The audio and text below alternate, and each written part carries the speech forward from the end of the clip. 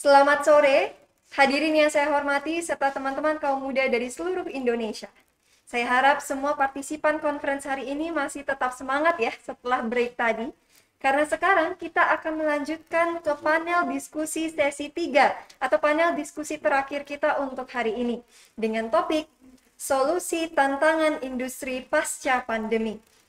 Panel sesi 3 ini akan mendatangkan dua pembicara yang sangat inspiratif dan juga full of knowledge tentunya, yakni Bapak Satria Wei selaku Director at Colliers, serta Kak Abiyu Didarhak selaku President of FK Unra Medical Student Union. Panel sesi ini akan dipandu oleh moderator kita, yakni Gregorius Titan RD yang merupakan mahasiswa di Universitas Udayana. Untuk itu, acara selanjutnya akan saya berikan kepada Kak Greg selaku moderator. Selamat menyaksikan.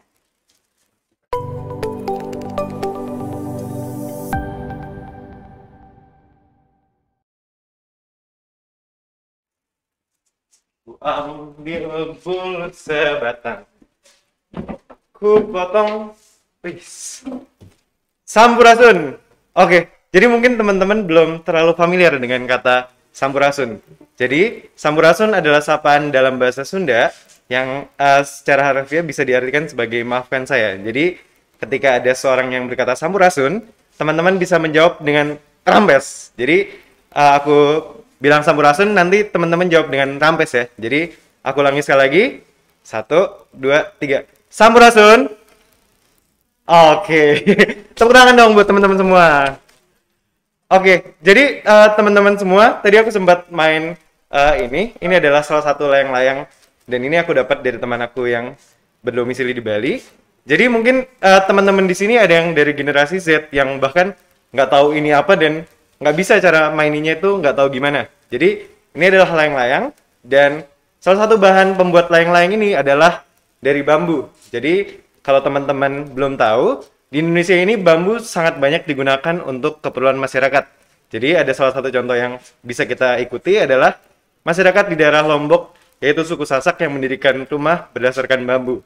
Jadi suku di sana sudah sering sekali ya terkena gempa, dan mereka mendirikan rumah yang berdasarkan bambu untuk mengatasi agar gempa-gempa selanjutnya dapat lebih bertahan dan rumah mereka tidak ikut roboh. Jadi orang di sana itu sudah siap ketika gempa terjadi. Mereka tidak perlu khawatir akan situasi kedepannya. Jadi, dan ngomong-ngomong soal gempa nih, kita juga sedang terkena suatu bencana yang tidak kita inginkan, yaitu pandemi COVID-19 ini. Dan sekarang sudah mau 2022 ya, jadi sudah lama banget ini pandemi terus menghantui kita.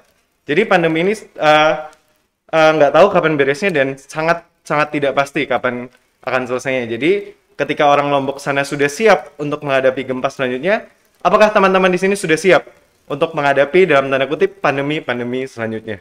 Jadi teman-teman semua, mungkin teman-teman udah pada ngantuk, udah pada capek karena ini sudah panel ketiga pada hari ini. Jadi pada hari ini kita akan membawakan tema yaitu solusi tantangan industri pasca pandemi, di mana teman-teman bisa berkembang dan bangkit dari keadaan yang sangat tidak menguntungkan teman-teman saat ini. Jadi pada panel ini kita akan membahas 3 poin SDG sebenarnya. Jadi yang pertama adalah no poverty, poin pertama. Yang kedua adalah poin keempat, yaitu quality of education atau kualitas edukasi. Dan yang ketiga adalah good jobs and economic growth atau poin ke-8. Jadi teman-teman semua di sini aku yakin banget teman-teman pasti pengen sukses, pasti pengen jadi orang kaya ke depannya, dan pasti pengen nggak mau lagi nih kalau ada pandemi-pandemi selanjutnya terus nggak bisa melakukan apa-apa. Jadi di panel ini kita sudah menghadirkan pembicara-pembicara yang hebat banget, dan teman-teman pasti bisa belajar banyak dari mereka. Jadi, oh ya sebelumnya kenalkan dulu, nama aku Greg dan aku adalah seorang mahasiswa dari Universitas Udayana. Jadi pada diskusi pada hari ini, teman-teman di sini boleh bertanya kepada kami lewat kolom chat, silahkan bertanya apa saja dan nanti akan kita sediakan waktu untuk menyampaikannya kepada para pembicara. Jadi tanpa berlama-lama lagi, di sini tampaknya kita sudah kehadiran dua pembicara hebat kita, yaitu ada Bapak Satria Wei. Selamat sore Bapak. Selamat sore teman-teman. Apa kabar Bapak? Kabar baik. Asik. Halo, Bapak, kalau boleh cerita sedikit nih, belakangan ini lagi sibuk apa sih, Pak? Oke, kebetulan saya 4 bulan terakhir ini mendapatkan assignment baru di Colliers International Indonesia. Colliers adalah salah satu konsultan real estate sebetulnya dan hospitality salah satu yang terbesar di Indonesia.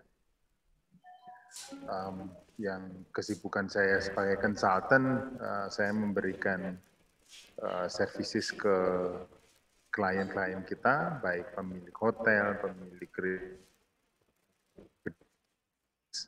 sama pemerintahan yang membutuhkan jasa kita untuk melakukan visibility study, untuk melakukan pendampingan dalam operasional, dan juga pembangunan dalam proyek. Di samping itu, karena pendidikan saya juga sebagai karir saya di hospitality, saya orang hotel, jadi selain apa yang saya kerjakan di hotel di Colliers International Indonesia, saya juga punya beberapa konsultan yang saya handle sendiri untuk mengawasi operasional hotel baik di Jakarta, Bali maupun di Nusa Tenggara Barat. Oke. Sementara itu sibuknya. Wih, gila banyak banget ya Pak kesibukannya, saya jadi kagum loh sama Bapak.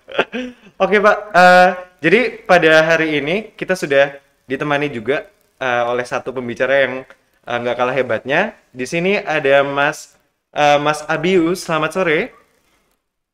Halo, selamat sore. Apa kabar Mas Abiu? Alhamdulillah sangat baik. Asik, harus dong, harus baik banget. Oke, jadi Mas Abiu, kalau boleh cerita nih, belakangan ini lagi sibuk apa sih?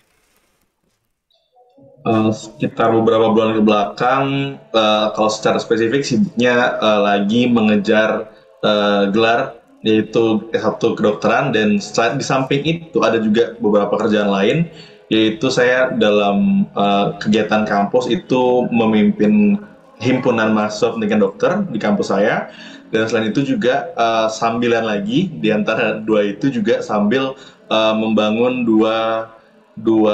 satu platform media di Instagram, dan satu lagi merintis startup yang terkait dengan tema yang akan kita bicarakan pada hari ini. Itu terkait semacam media group yang memanfaatkan teknologi dan membahas terkait kesehatan yang sangat sangat penting kita yang sangat terkait dengan masalah saat ini.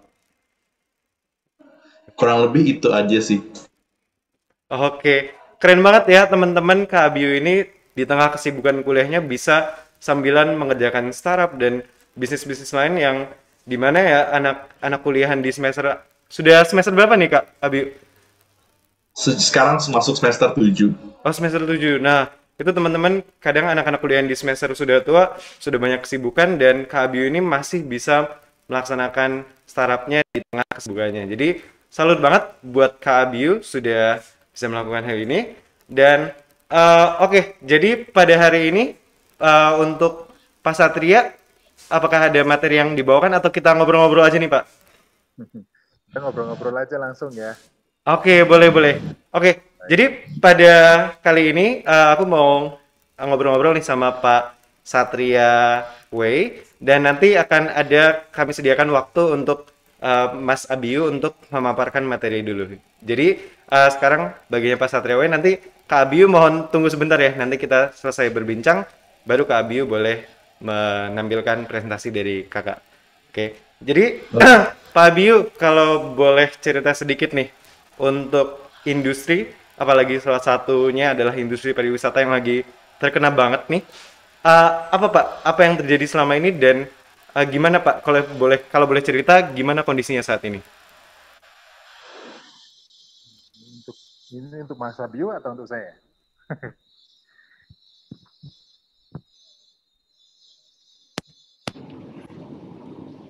Selamat sore, kedengaran nggak?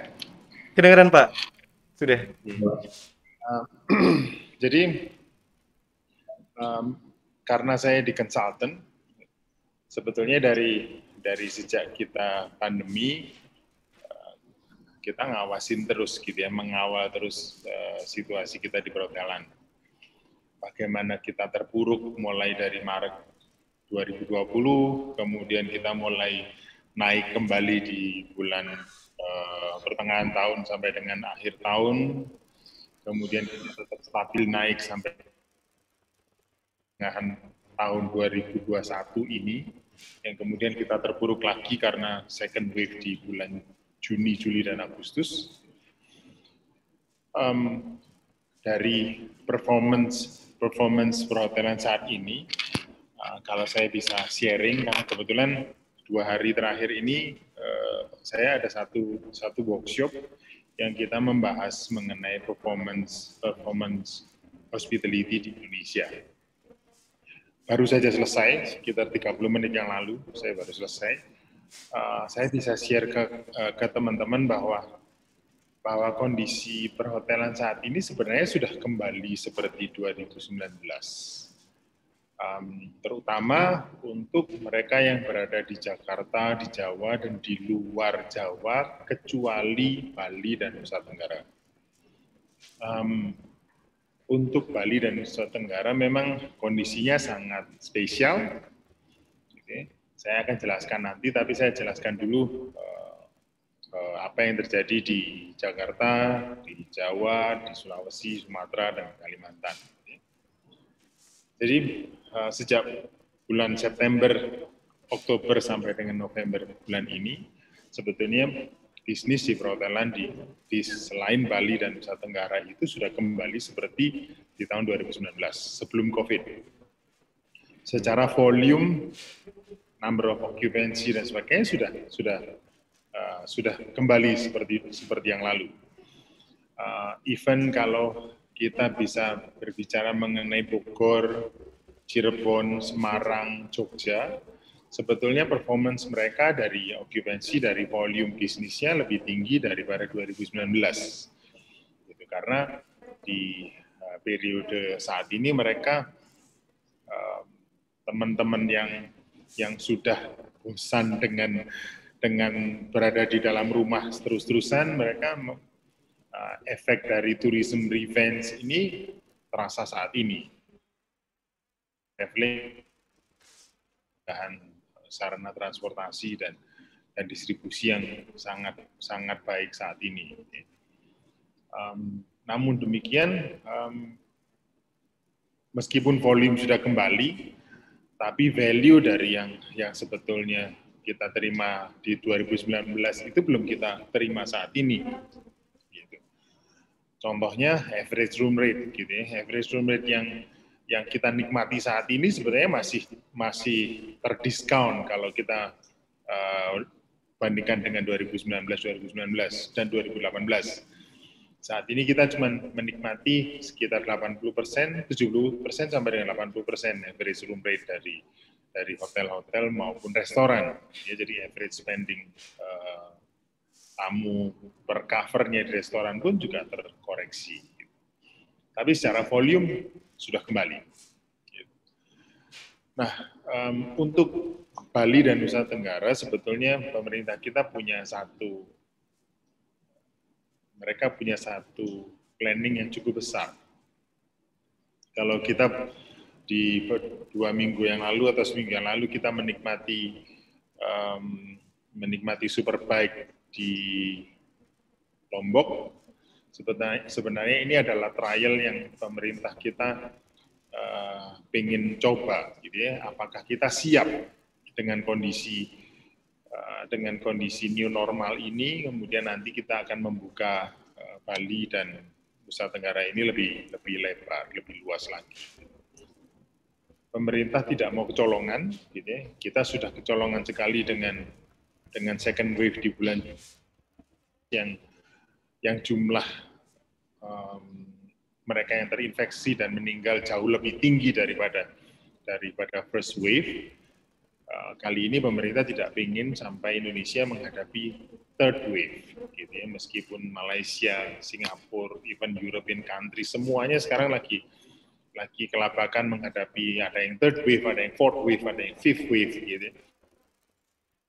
Bahkan tapi kita mendapati negara kita lumayan terkontrol. Gitu. Nah, kita tidak mau kehilangan momen itu. Gitu. Kenapa kita tidak boleh kehilangan momen itu? Karena pemerintah kita ini sekarang sedang sudah menjanjikan bahwa negara kita ini akan host beberapa event internasional, mulai dengan kemungkinan sih mulai dari Februari Maret tahun depan sampai dengan akhir tahun depan. Gitu. Jadi pada saat periode tersebut, teman-teman yang ada di Bali mestinya sudah mulai mempersiapkan diri mulai dari hari ini, gitu, bahwa yang namanya travel revenge dan activities di Bali nantinya di periode mulai awal tahun sampai dengan akhir tahun 2022 itu akan sangat banyak, gitu ya. Saya bilang sangat banyak, gitu. Karena kita sudah melihat bahwa yang paling mudah saja, kita ini sekarang presiden kita Pak Jokowi ditunjuk sebagai presidennya G20. Kalau presiden kita ditunjuk sebagai presiden G20, berarti kita ini level negara kita itu sudah bukan negara ketiga lagi, gitu ya. Kita sudah dianggap selevel dengan negara maju yang lain. Kemudian kita harus mengadakan conference G20 tahunan, gitu, yang sudah di-appointed bahwa Bali harus menjadi tempat untuk acara yang terbesar tersebut. Gitu. Semuanya sudah diatur. Gitu. Jadi pemerintah sebetulnya saat ini sangat berhati-hati supaya kita tetap bisa melaksanakan kegiatan tersebut. Nah, apa yang sedang dilakukan saat ini oleh pemerintah itu sebenarnya juga sudah diantisipasi oleh teman-teman di industri. Gitu ya.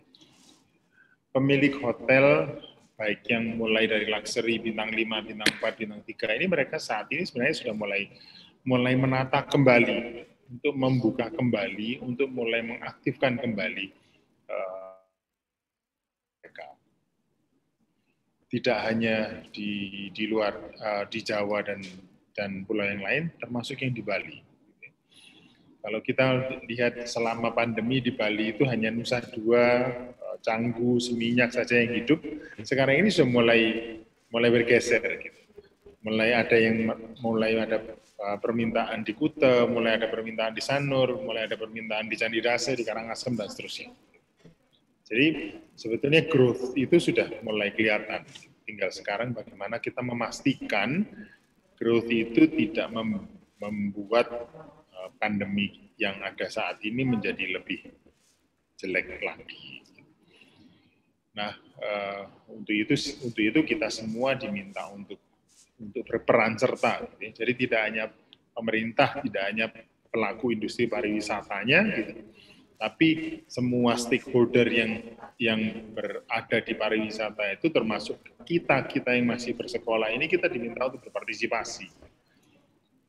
Apakah itu mudah? Enggak mudah, gitu. Karena saya yakin teman-teman yang dulu biasa bersekolah dengan ketemu teman setiap hari, kemudian 2 tahun disuruh di rumah, gitu ya, yang bertemannya itu hanya dengan screen, dengan handphone, gitu. Kemudian saat ini dikasih kesempatan untuk ketemu bertatap muka, pasti kesempatan bertatap muka itu tidak akan dihindari. Gitu. Mereka semua pasti akan menikmatinya. Gitu. Tapi kita berharap dan kita mohon teman-teman semuanya bisa lebih aktif lagi untuk memberikan kontribusinya. Yang paling gampang pakai masker, gitu. Yang paling gampang seringkali cuci tangan. Gitu. Itu sudah memberikan kontribusi yang terbaik untuk apa yang kita siapkan untuk tahun depan. Gitu. Apabila tahun depan kita bisa lewati dengan baik, saya yakin bahwa performance 2019 dan 2018 itu akan terlewati. Gitu. Nah, berpikir bahwa kemungkinan di tahun 2023 bisnis kita baru akan kembali. Kemungkinan akan lebih cepat dari itu. Jadi kita mesti siap. Mungkin itu Greg yang saya bisa sharingkan dulu, gitu ya. Oke. Situasi. Oke, jadi terima kasih banyak Pak. Berarti di masa depannya ada suatu cahaya cerah ya Pak yang menanti untuk anak-anak muda untuk kita ambil dan kita manfaatkan kesempatan tersebut untuk berkembang. Nah, oke. Betul. Jadi aku mau nanya juga Pak. Jadi di tengah pandemi kemarin kan banyak sekali pengurangan pekerja, apalagi eh, mereka yang butuh biaya operasional banyak harus mengurangi banyak pekerja, dan salah satu yang terdampak juga anak muda yang istilahnya apa ya, tidak tidak memiliki kemampuan yang khusus dibandingkan dengan senior-seniornya. Nah, itu bagaimana Pak? Apakah dari Bapak sebagai pemilik usaha juga dalam menghadapi hal tersebut, apakah anak muda ini sebaiknya dibawa kemana setelah itu? Ya. Sebetulnya memang teman-teman kita yang mereka masih berada di bangku sekolah itu sempat tidak terpikirkan gitu ya. Mereka ini harusnya diakomodasikannya seperti apa gitu ya.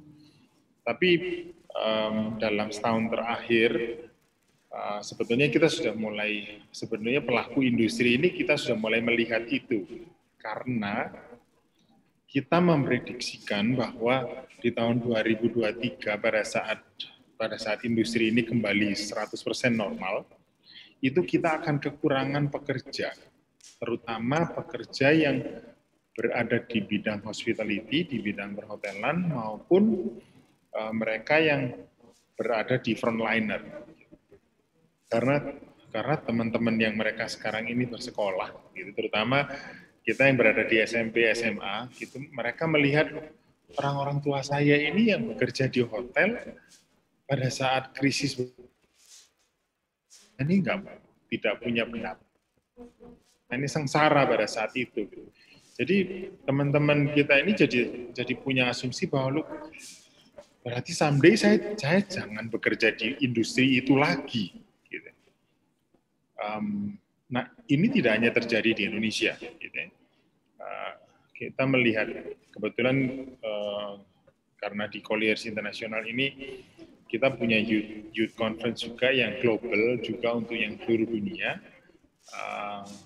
2 bulan yang lalu pada saat kita mencoba untuk conference dengan teman-teman di Prancis, di Australia, di event di Asia Pasifik, terutama waktu itu di Hong Kong, mereka juga bilang ini akan berbahaya sekali gitu, kalau sampai teman-teman kita yang sekarang ini lagi di masa pendidikan, terutama di junior high dan high school, itu tidak kita berikan informasi yang cukup. Gitu. Apalagi mereka cuma mendapatkan informasi karena mereka mendapat musibahnya saja. Gitu. Nah, apa yang menjadi program kita pada saat setahun terakhir kemarin adalah kita mencoba untuk mulai membangkitkan kembali teman-teman yang terkena imbas dari pandemi ini, yang kehilangan pekerjaan dan sebagainya. Yang kita prioritaskan adalah mereka yang punya anak yang masih bersekolah. Salah satu programnya yang saya sempat sharingkan ke Greg adalah kita sempat menggalang satu dana kecil, kemudian dari dana itu kita develop satu bisnis baru.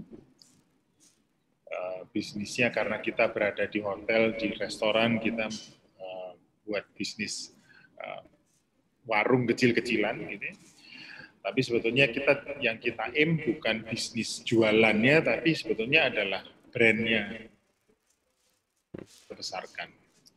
Jadi bulan Agustus tahun yang lalu kita buat ada 3 di Jakarta, saya coba 3 warung. Warung itu kita buat, kita danain gitu ya, dengan dana yang enggak mahal gitu ya. Waktu itu kalau nggak salah sekitar 8,6 jutaan kosnya untuk per outlet per warung itu. Kemudian kita berikan ke beberapa teman-teman kita yang sangat membutuhkan untuk bisa mengoperasikan dan mencari duit dulu gitu ya. targetnya juga kita tidak ngasih target mereka harus make money mengembalikan 8.600.000 itu dalam waktu sebulan 2 bulan, enggak gitu. Tapi waktu itu yang kita pikirkan adalah bagaimana mereka bisa hidup, kemudian selain itu yang terpenting adalah brand ini bisa kebentuk gitu. Oleh sebab itu kenapa kita buat 3, tidak buat 1. Dan apa yang kita buat rupanya dilirik oleh perusahaan yang lebih besar. Pada saat kita baru beroperasi sekitar 4-5 bulan, 3 warung ini ditawar oleh satu perusahaan yang cukup besar. Saya berikan kelonggaran itu ke teman-teman yang saya kasih usaha itu. Kalian mau jual usaha itu, kalian ambil uangnya, boleh, atau kalian mau lanjutkan usahanya juga silahkan. Dari tiga rekan yang mengelola usaha itu, dua orang pengusahanya menerima untuk dijual. Ditawar 50 juta per warungnya, diserahkan warungnya dengan 50 juta, dia bawa pulang supaya dia bisa hidup lebih nyaman. Tapi satu orang dia bilang, Mas Satria boleh nggak sih saya tidak jual gitu, tapi saya ikut berbisnis dengan orang itu gitu. Ini kan sebenarnya punya saya, punya Pak Satria, tapi kalau saya tidak jual, saya ikut orang itu. Saya bilang saya tidak pernah minta uang itu kembali, uang itu untuk kalian.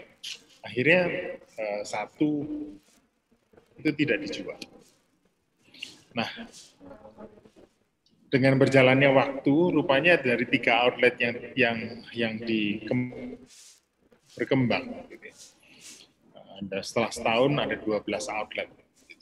12 outlet, kemudian rupanya mereka yang beli, jadi anak yang atau investor yang beli usaha tadi itu, dia juga punya pemikiran bahwa dalam waktu dekat dikembangkan lebih besar, kemudian dijual kembali dengan harga yang lebih tinggi. Akhirnya pada saat dijual kembali, untuk yang kedua setelah 1 tahun beroperasi, nilai jualnya per outletnya 150 juta. Yang akhirnya teman yang saya kasih usaha tersebut, yang tinggal 1 orang itu, dia mendapatkan 150 juta setelah setahun dia mengoperasikan barang itu. Nah, message-nya apa yang saya ingin sampaikan ke teman-teman di sini adalah,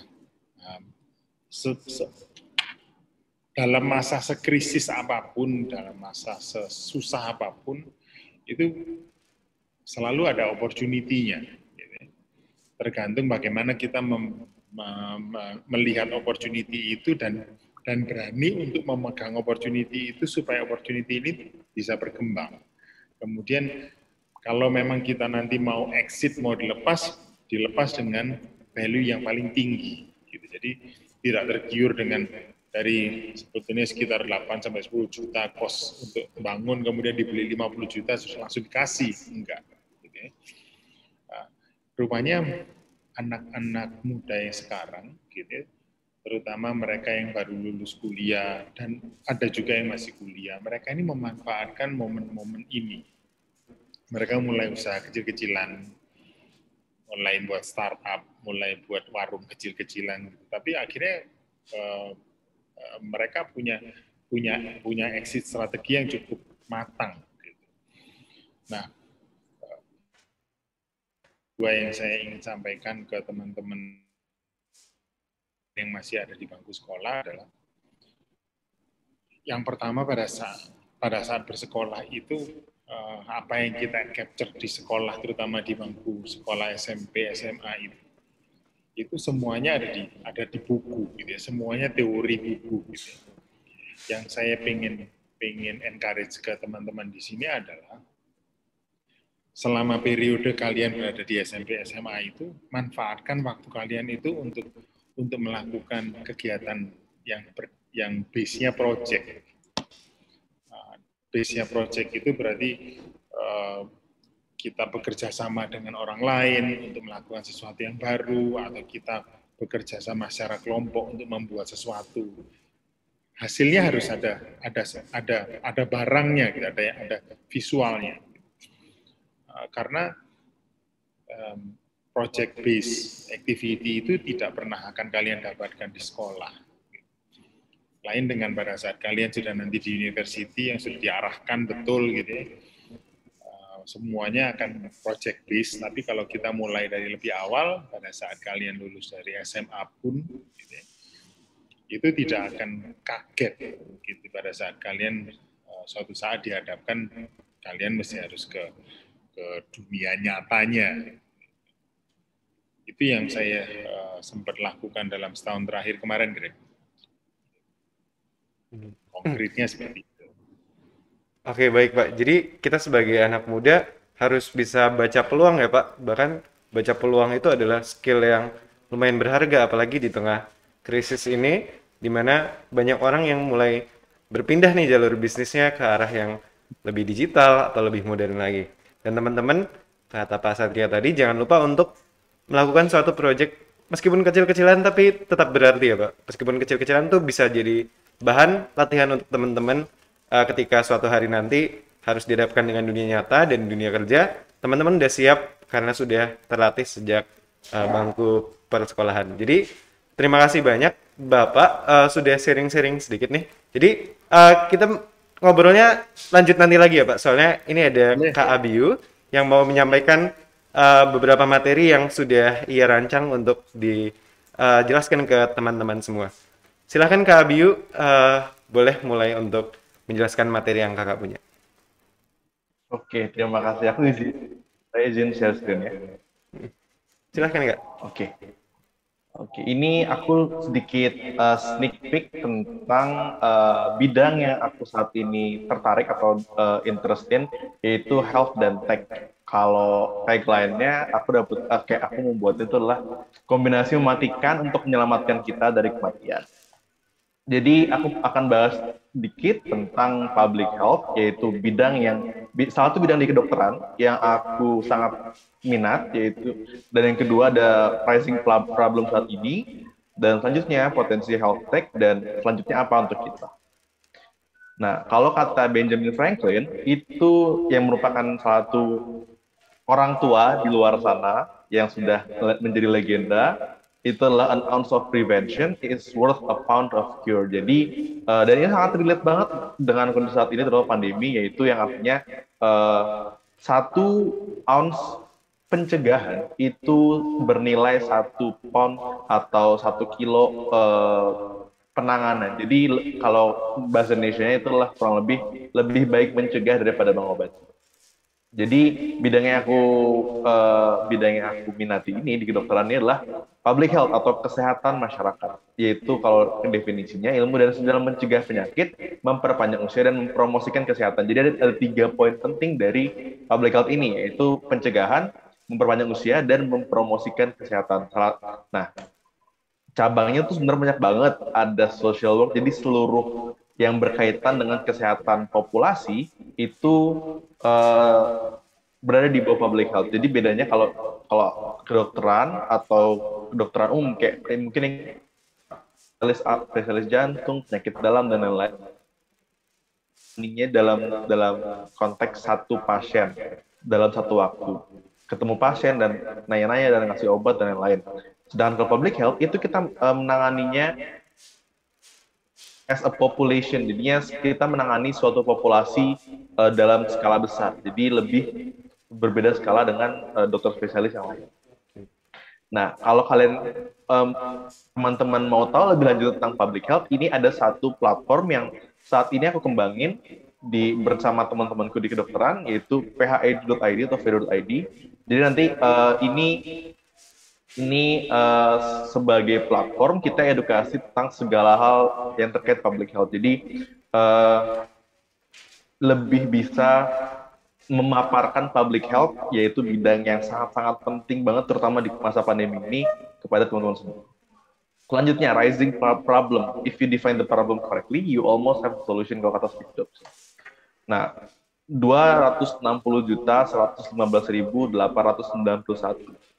Mungkin angka ini agak terdengar seperti angka yang random, tapi angka ini sangat bermakna, yaitu angka ini adalah orang yang sudah terinfeksi COVID-19 di seluruh dunia saat ini. Jadi segini banyaknya loh, hampir setara dengan seluruh penduduk Indonesia atau bahkan lebih. Jadi segini yang terinfeksi COVID-19. Jadi itulah masalah yang saat ini ada di depan mata kita banget. Nah, selanjutnya yang poin ketiga itulah health dan tech. Kolaborasi equals inovasi. Kalau kata Michael Dell, pembentuk atau founder merek atau brand Dell yang sering kita lihat atau bahkan kita pakai sehari-hari. Jadi mungkin kita sering ngelihat ini alat tensimeter atau di rumah sakit ada ronsen, CT scan dan lain-lain. Ini kan salah satu bentuk kolaborasi kesehatan dan teknologi yang sering kita lihat dalam skala besar atau yang udah kelihatan bentuknya gede dan kesannya memang kompleks pembuatannya dan kita agak jarang bersentuhan kalau memang tidak kesehatan. Namun sebenarnya kombinasi teknologi dan health itu kita lebih dekat dengan itu daripada yang kita sadari. Yaitu ini salah satu contohnya, itu smart band. Kenapa? Karena smart band itu mungkin ada sangat banyak dari kita yang make, itu bisa memonitor detak jantung, kalori, dan kayak exercise kita dan lain-lain. Dan bahkan ada beberapa yang sudah bisa memonitor kadar oksigen dalam darah kita. Jadinya kombinasi teknologi dan health dalam bentuk smart band ini itu sejauh ini sangat membantu dalam pencegahan penyakit kronis terutama kayak penyakit jantung, darah tinggi dan lain-lain. Lalu selanjutnya apa kalau ada kolaborasi itu? Terus apa yang bisa kita lakukan sebagai anak muda Indonesia untuk take action and be part of the solution terkait masalah yang kita hadapi saat ini yaitu pandemi COVID-19. Apa sih yang bisa kita lakukan? Faktanya kalau saya diajari oleh berbagai senior saya, itu kalau melihat suatu masalah atau melihat suatu fenomena itu dari 3 tahap, itu fakta, masalah atau tantangan, solusi. Dan saat ini faktanya ya COVID-19 itu muncul dan terus menyebar di seluruh dunia dan kasusnya terus meningkat. Masalahnya COVID-19 itu merubah tatanan hidup di seluruh dunia. Ya kita sudah merasakan semua lah ya dampak pandemi dari semua aspek berubah. Dan solusinya kalau dari saya dan yang saya geluti saat ini yaitu adalah dengan mengkolaborasikan teknologi dan health. Maksudnya apa? Kalau dari yang saya geluti itu menggunakan artificial intelligence. Mungkin teman-teman sudah sering mendengar kayak teknologi buatan, kecerdasan buatan dan lain-lain. Nah, saya menggeluti atau mengembangkan artificial intelligence ini biar mungkin kesannya AI itu identik dengan robot atau semacamnya. Jadi AI ini saya gunakan jadi bagian dari solusi kita semua. Tadi mungkin dari Bapak Satriawe sudah sedikit menyinggung tentang apa sih yang kita lakukan yaitu dengan menggunakan masker dan mentaati protokol kesehatan. Nah, saya menggunakan AI untuk menyebarluaskan atau memvalidasi dan menghilangkan hoax dari dunia digital saat ini. Ya kita tahu kan kita kebanyakan kegiatannya di rumah, nge-scroll Instagram, TikTok ataupun portal-portal berita lain. Nah, ya tidak bisa dipungkiri memang sangat banyak berita yang atau informasi yang kita dapatkan itu sebenarnya tidak valid atau bahkan cenderung ke hoax. Nah, saya bersama beberapa rekan di pukul6.id itu menggunakan teknologi artificial intelligence untuk kedepannya bisa membasmi hoax tersebut dan menyediakan informasi yang valid dan terkurasi atau terjamin kebenarannya atau keabsahannya bagi kita semua. Kenapa ini bagian dari solusi? Karena saat ini kalau kita mendengar suatu fenomena, kita nyari di berbagai portal berita atau di sosial media itu sangat banyak informasi, sangat banyak yang satu bilang A, yang satu bilang B, yang lain lagi bilang C dan lain-lain. Nah, saya menggunakan teknologi dan mengkolaborasikannya dengan kesehatan, yaitu artificial intelligence ini untuk memastikan atau memvalidasi yang mana informasi yang benar, yang mana informasi yang salah. Dan didukung lagi dengan memang background saya dari kesehatan, yaitu sehingga pukul 6 ini diharapkan bisa menjadi titik tengah dari kebingungan dan berbagai masalah yang timbul akibat adanya hoax atau berita yang berbeda-beda dari berbagai sumber. Jadi, this is my solution. Kalau kita anak muda, di masa pandemi ini mungkin kalau kita tarik ke belakang lagi sebelum pandemi, kita nggak bakal tahu ada yang namanya Zoom, atau ada yang namanya kursus-kursus gratis di internet terkait berbagai skill yang kita lakukan.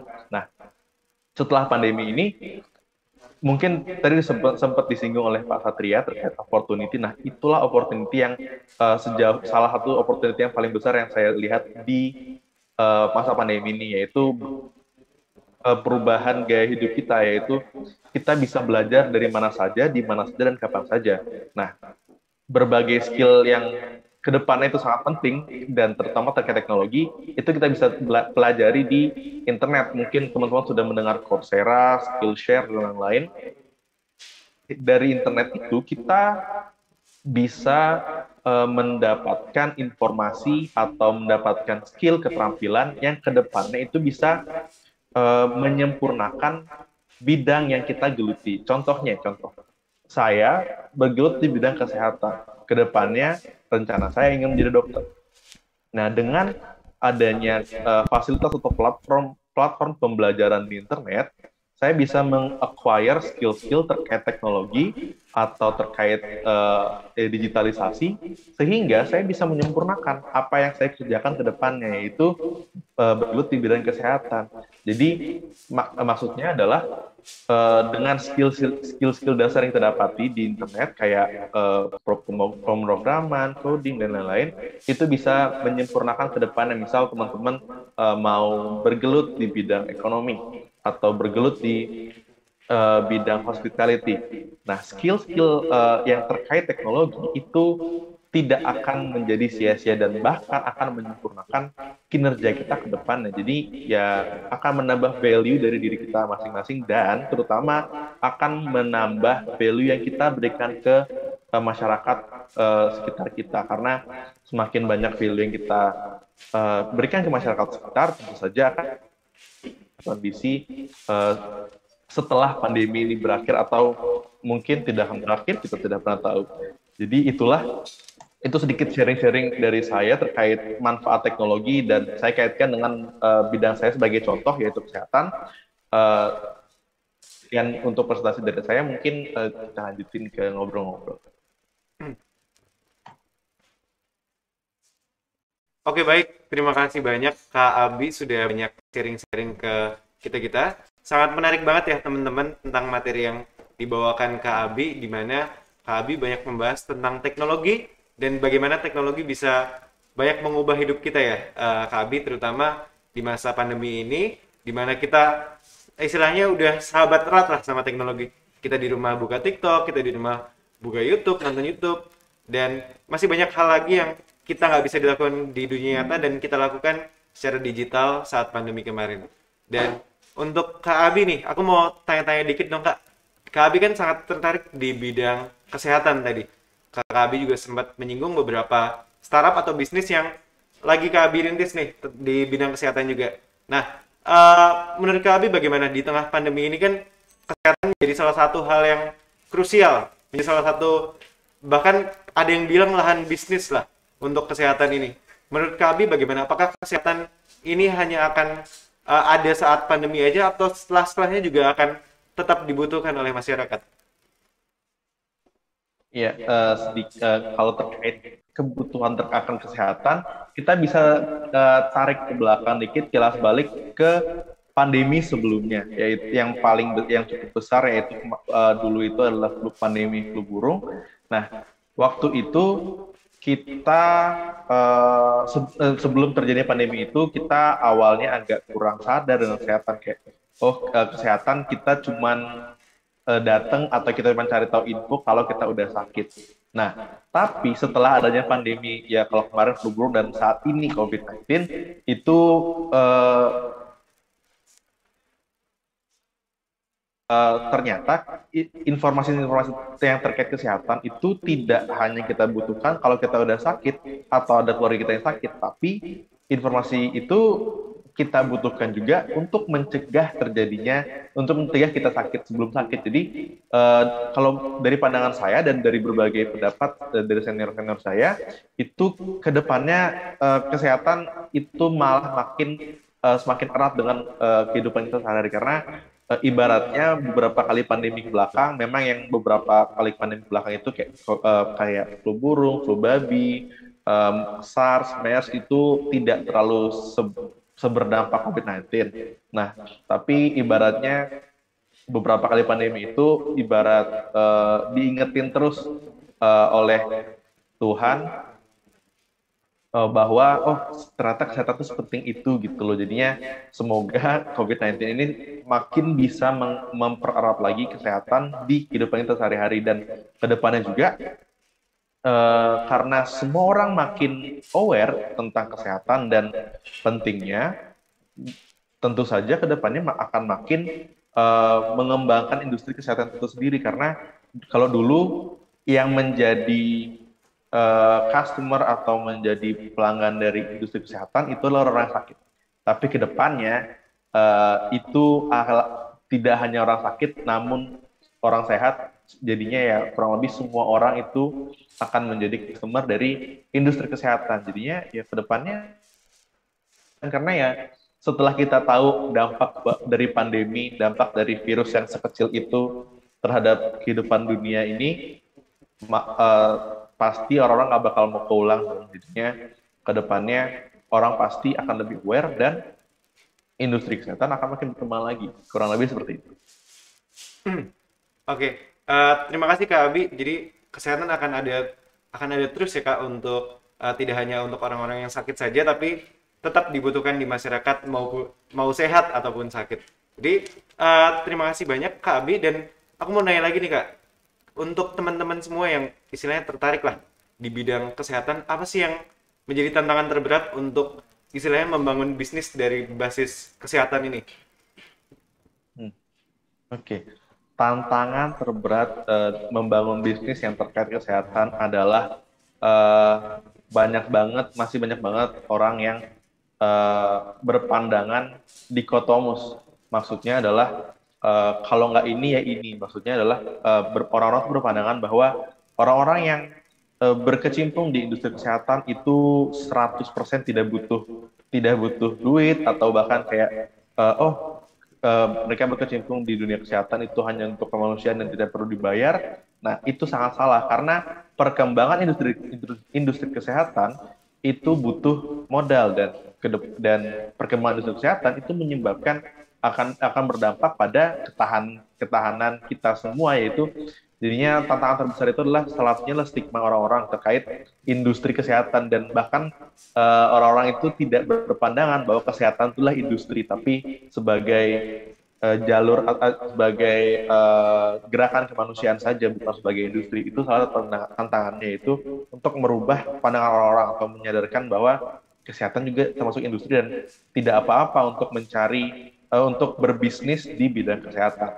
Itu bukan hal yang evil atau jahat, namun untuk memberikan kebaikan ke depan dalam pengembangan industri kesehatan. Dan hal yang kedua, untuk tantangan saya, terutama kalau saya kan masih menjalani pendidikan di dunia kesehatan, tantangannya adalah bahwa ya kondisi industri kesehatan saat ini sudah kalau dari pandangan saya itu masih cenderung ke arah konvensional. Maksudnya adalah sangat sangat minim sekali integrasi dengan teknologi dalam hal digitalisasi dari proses pendidikan di dunia kesehatan. Maksudnya adalah kalau yang lain itu bisa internet dan lain pendidikannya atau bukunya lewat internet atau kelasnya bisa lewat internet. Nah, kalau pendidikan kesehatan cenderung belum bisa, dan kalau menurut saya itu tantangan karena ya kita harus memberikan effort lebih dan juga waktu yang lebih dan tenaga yang lebih dalam berkecimpung di dunia kesehatan ini. Kurang lebih dua itu sih nomor satu tadi yang paling menjadi tantangan dan agak diwanti-wanti oleh senior saya. Oke, baik. Terima kasih Kak Abi sudah banyak menjelaskan tentang hal tersebut. Jadi sekarang kita akan lanjut ke banyak sesi diskusi antara para pembicara dan saya juga. Jadi pertama aku mau tanya Pak Satriawi dulu nih. Tadi Bapak juga sempat menyinggung tentang kolaborasi dan Kak Abiu juga sempat menyinggung tentang kolaborasi. Nah, menurut Bapak apakah generasi Bapak ini kan generasi sudah apa ya Pak? Boomer atau X malah kan? Jadi generasi yang saya bilang cukup tua dalam hal juga. Jadi bagaimana cara berkolaborasi dengan anak-anak muda yang masih generasi Z atau bahkan millennials? Menurut Bapak bagaimana caranya? Kita harus menyesuaikan. Gitu ya.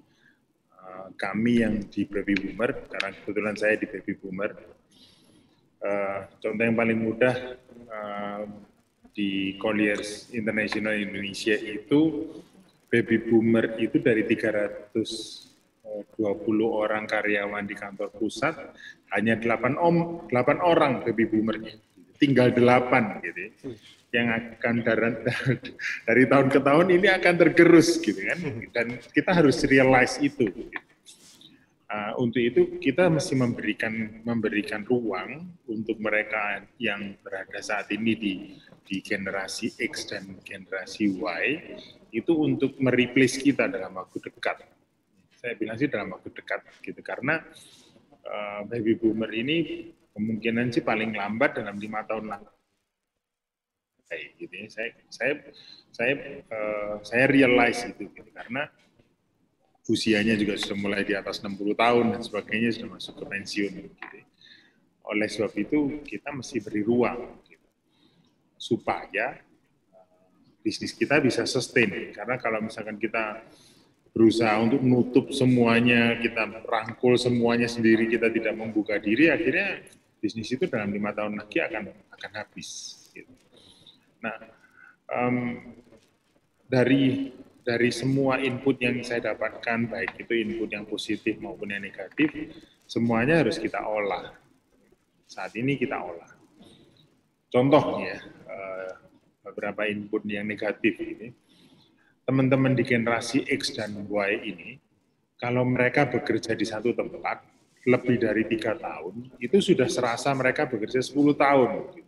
Karena menurut mereka, kalau saya 3 tahun berada di satu tempat ini, rasanya sudah lama sekali ini. Kalau sudah 5 tahun itu rasanya sudah 15 tahun bekerja di situ. Nah, untuk itu kita di challenge perusahaan-perusahaan yang baru ini, sekarang kita punya challenge untuk melakukan recruiting yang proper, kemudian ditambah dengan planning untuk career path yang betul. Jadi career path itu harus kita buat sebelum kita rekrut, kemudian pada saat kita rekrut, kita sosialisasikan career path tersebut kepada teman-teman yang kita baru rekrut tersebut. Nah, pada saat kita rekrut, gitu, mereka semuanya kita mesti sepakati dulu ini loh career path. Dalam waktu 2 tahun, if you perform properly, kamu akan kita pindahkan kemari, growth-nya akan seperti ini dan sebagainya gitu. Karena mereka ini, teman-teman kita ini yang generasi X dan Y ini, mereka sebenarnya nggak cari duit. Gitu. Mereka itu cari aktualisasi dirinya, kemudian mereka mencari kepuasan untuk deliver sesuatu yang baru. Itu yang kita pelajari. Mau tidak mau kita masih kasih ruang, gitu. Kemudian kami yang berada di generasi yang lebih tua itu harus menyesuaikan, gitu. Karena pada akhirnya tongkat ini harus kita serahkan ke mereka, gitu. Itu yang terjadi saat ini, Greg. Jadi ini generasi muda sudah mulai banyak menggantikan dalam artian menggantikan generasi-generasi tua, dalam artian justru kitalah yang nantinya akan memajukan Indonesia ya Pak. Jadi istilahnya apa ya, tonggak ini saya berikan kepada generasi muda untuk melanjutkan apa yang generasi sebelumnya telah lakukan. Jadi generasi muda sebaiknya memanfaatkan kesempatan tersebut untuk melakukan yang jauh lebih baik daripada generasi sebelumnya telah lakukan. Oke, jadi terima kasih banyak Pak. Dan sekarang pertanyaan yang sama akan saya lemparkan juga ke Kak Abi. Bagaimana nih Kak, menurut generasi kakak sebagai apa nih, generasi X atau generasi millennials, gimana dalam menghadapi kolaborasi dengan generasi sebelumnya? Apakah justru tidak generasi muda sekarang tidak mau berkolaborasi dengan generasi tua, atau bagaimana Kak, menurut kakak? Oke. Kalau menurut saya, generasi kita sekarang, generasi milenial atau generasi Z, itu sangat bervariasi, karena tapi cenderung ke kita tuh lebih apa ya, lebih rebel atau lebih ingin memberontak atau men-challenge status quo yang ada saat ini. Jadinya memang dalam beberapa kesempatan kolaborasi antara generasi milenial dan generasi senior itu agak lebih sering clash, karena memang ya ada yang bisa adaptasi, ada yang enggak. Namun kalau menurutku kolaborasi yang antara generasi saat ini dan generasi senior baby boomer generasi X dan Y itu kuncinya adalah memahami satu sama lain. Maksudnya adalah yang bawah memahami yang atas, yang atas memahami yang bawah, dan juga kalau atau sifat-sifat generasi milenial itu kan egonya itu lebih besar, sesuai dengan yang Pak Satria katakan tadi, aktualisasi dirinya, keinginan untuk mengaktualisasikan diri itu lebih besar. Jadinya akan craving for space to grow. Jadinya kalau dia masuk suatu lingkungan, lalu sedikit aja dia nggak bisa berkembang atau merasa aku nggak bisa berkembang nih kalau di sini, tanpa bibu bebo langsung dia keluar dari lingkungan itu, atau antara keluar atau memberontak di lingkungan itu. Jadinya ya memang itu salah satu sifat kita yang kekurangan sekaligus kelebihan. Jadinya dan kolaborasi. Nah, kalau menurutku pada masa pandemi ini itu sangat-sangat opportunity bagi generasi saat ini, yaitu generasi milenial yang merasa di lingkungan yang kurang mengalami perkembangan, atau akhir-akhir ini yang nggak bisa berkembang, atau maksudnya adalah kondisi pandemi ini meratakan meratakan informasi atau meratakan pengalaman kita dengan senior atau maksudnya kalau misal sebelum pandemi yang senior pasti lebih tahu karena pengalaman sudah banyak, informasi sudah banyak, dan skillnya juga banyak. Namun setelah pandemi ini ada opportunity bagi generasi kita, yaitu karena kan generasi kita sama generasinya Pak Satria itu sama-sama nggak tahu apa yang market inginkan setelah pandemi ini. Jadinya itu sangat merupakan opportunity yang sangat besar bagi kita generasi milenial untuk masuk ke industri tanpa harus kayak tanda kutip menggerus atau menggeser generasi sebelumnya, dan bahkan bisa berkolaborasi dengan mereka karena kita memiliki skill baru, dan generasinya Pak Satria memiliki pengalaman atau knowledge yang lebih, jadi kita bisa berkolaborasi di sana. Kalau menurutku seperti itu. Betul, Mas Abiy. Oke, jadi istilahnya kalau dalam game semua player riset ya Kak di pandemi ini. Ya. Jadi semuanya mulai dari nol, dan semuanya berusaha lah untuk membangun suatu dari nol tersebut. Karena kita pandemi kemarin kan sangat tidak kita bayangkan bakal selama ini.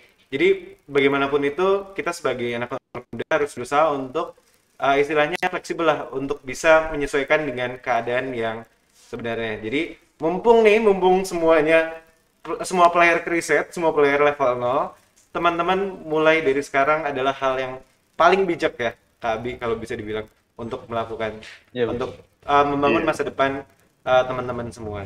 Jadi terima kasih Kak Abi, dan tadi Kak Abi kan sempat menyinggung tentang penggunaan teknologi nih.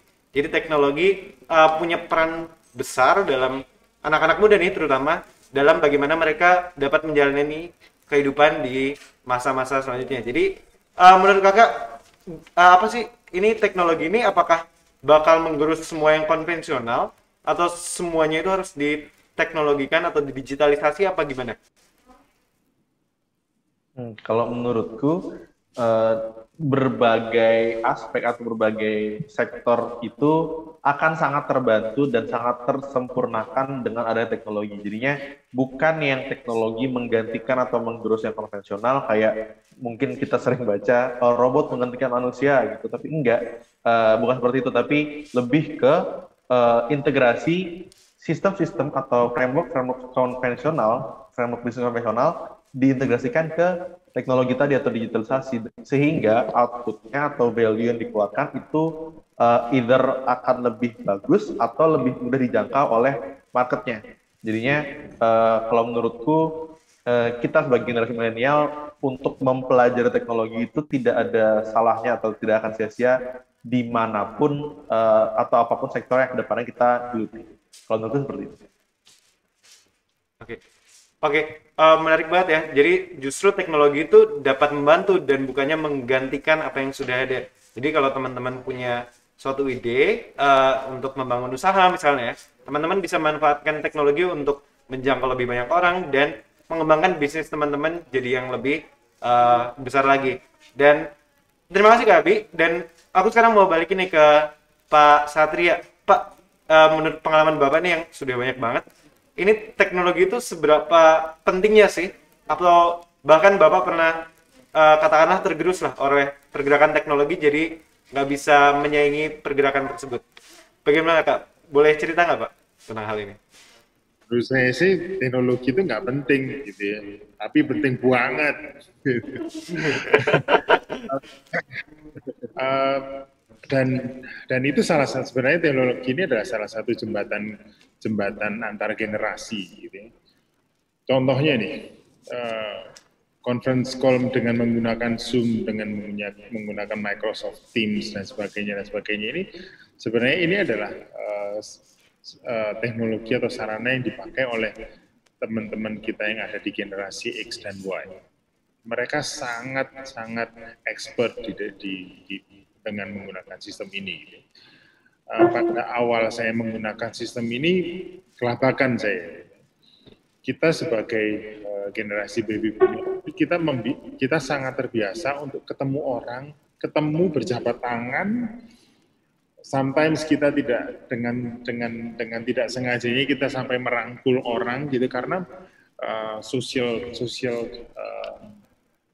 kehidupan sosial kita itu jauh lebih berharga buat kita daripada kalau kita ketemu dengan orang melalui conference call seperti ini. It takes a while untuk kita bisa sampai di situ gitu. Bisa sampai di level bagaimana teman-teman yang di generasi X dan Y itu bisa menikmati ketemu teman hanya dengan conference call begini. Saat ini sudah menjadi kebutuhan wajib, kebutuhan pokoknya kita gitu ya. Malah sekarang ini jadi kalau kita meeting dengan conference call ini sudah sampai lupa waktu gitu ya. Kadang ada yang minta meeting itu jam 10 malam, jam 2 pagi itu juga terjadi gitu. Apalagi dengan sistem kita batasan mengenai time zone, batasan mengenai kita berada di negara mana itu sudah nggak jadi batasan lagi gitu. Nah, ini tidak hanya bagaimana kita berkomunikasi saja. Ada beberapa positif habit yang menurut saya positif gitu. Salah satu positif habitnya generasi yang baru ini, mereka itu semua rata-rata malas gitu. Malesnya itu bukan karena malas, bukan karena memang malas tidak mau mencapai target gitu, tapi mereka mencoba untuk mencapai target dengan cara yang lebih cepat.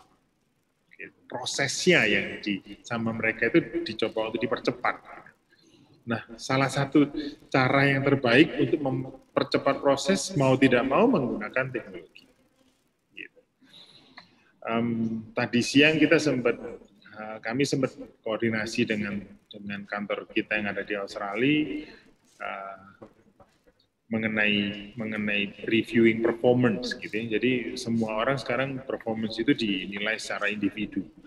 Nah, ada KPI individu. Tapi kami tidak mau melihat KPI itu hanya endingnya saja. Kami pengen review prosesnya juga. Jadi proses itu, karena proses yang baik itu pasti akan menghasilkan sesuatu hasil yang lebih baik. Gitu. Jadi kalau misalkan kita prosesnya jelek, pasti hasilnya pasti jelek. Gitu. Tapi kalau prosesnya baik, kemungkinan the worst skenario-nya tetap hasilnya jelek. Tapi kalau prosesnya baik, kemungkinan akan lebih baik. Gitu. Nah, kita mulai belajar menggunakan Microsoft 360 dengan lebih baik. Gitu. Di Microsoft 360 itu yang ngajar ke kita itu mereka yang masih usianya 22 tahun. Gitu. Nah, ini sekolah di mana gitu ya. Hanya menginformasikan harusnya pakai ini untuk memonitor ini yang hasilnya seperti ini. Tapi mau tidak mau kita harus adopsi itu karena rupanya setelah kita adopsi, kita belajar dan kita tahu menggunakan teknologi itu, kerjaan saya jadi lebih mudah. Jadi yang harusnya saya bisa biasanya saya perlu waktu 2 jam untuk monitor satu orang, performance satu orang untuk melakukan satu penjualan. Saat ini dengan sistem Microsoft 360 itu saya cuma perlu waktu 2 menit. Nah, ini yang konkret saja gitu. Nah, untuk itu sebetulnya teman-teman yang sekarang ini meskipun ada di SMA ataupun di perguruan tinggi, kalau mereka mau melakukan suatu usaha, gitu, saya sih sarankan selalu gunakan sistem itu dengan lebih baik. Gitu. Sistem itu kalau kita manfaatkan dengan benar, waktu kita jadi lebih banyak, tapi hasil kita jadi lebih baik. Lain dengan cara saya dulu, cara orang tua saya dulu. Gitu. Kalau saya dulu waktu SMA, saya masih ingat saya cari uang di SMA itu dengan saya itu jadi lopernya video VHS gitu. Kalau dulu itu video itu belum ada pakai DVD atau CD, tapi semua pakai kaset yang besar-besar itu. Dan itu kita yang punya video player itu kita harus nyewa film gitu ya. Dan saya itu menjadi salah satu orang yang istilahnya ngeloper seperti ngeloper koran gitu, tapi ini ngelopernya video gitu ya. Nah, saya mesti bagi tugasnya gitu. Jam saya sekolah, jam saya bisa ngambil video-video itu di tempat persewaan, terus saya nganter ke rumah-rumah yang mau minjam gitu. Kalau sekarang gitu, kita mau nyewakan film, nyewakan video sudah nggak perlu harus seperti itu lagi. Kita sudah bisa kita hanya connect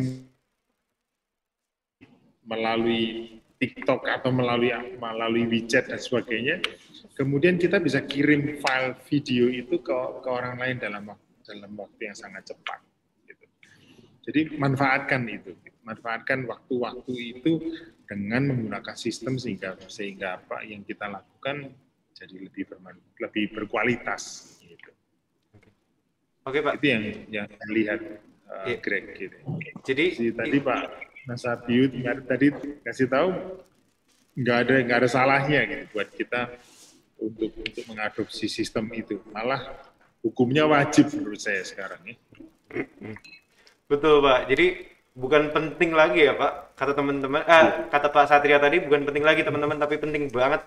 Jadi teman-teman sebisa mungkin manfaatkan apa yang teman-teman sudah dapatkan sekarang nih. Jadi kehidupan teman-teman sekarang jauh lebih nikmat lah ya Pak dibanding generasi Bapak dulu. Jadi sebisa mungkin teman-teman manfaatkan hal itu untuk bisa survive di masa depannya. Dan aku mau tanya terakhir nih, setelah ini akan saya lemparkan kepada para audiens. Ini sudah banyak sekali yang bertanya nampaknya. Jadi untuk Pak Satria dulu nih, menurut Bapak apa yang anak muda bisa lakukan mulai detik ini untuk bisa tetap bertahan di masa-masa depannya? Kalau sekarang sih yang saya, terutama kalau kita masih bersekolah di junior high meskipun di senior high school, identifikasi kita itu